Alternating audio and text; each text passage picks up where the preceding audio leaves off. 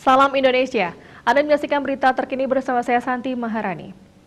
Pemirsa, vaksinasi COVID-19 di Kabupaten Badung juga menyasar warga negara asing atau WNA yang tinggal menetap di daerah tersebut.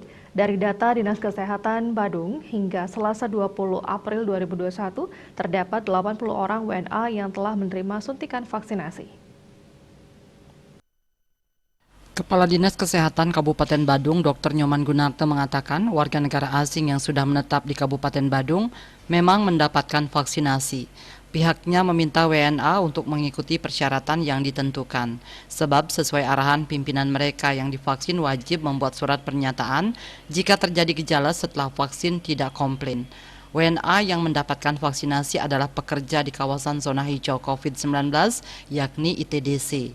Diterangkan secara kumulatif, jumlah penerima vaksin COVID-19 tahap pertama mencapai 179.865 orang atau 220,8% dari target 81.467 sasaran. Sedangkan jumlah tervaksinasi lengkap 32.407 orang atau 39,8%. Sedangkan capaian kategori sasaran tervaksinasi pertama adalah nakes sebanyak 7.767 orang, petugas publik dan masyarakat umum mencapai 150.253 orang, dan lansia 21.845 orang.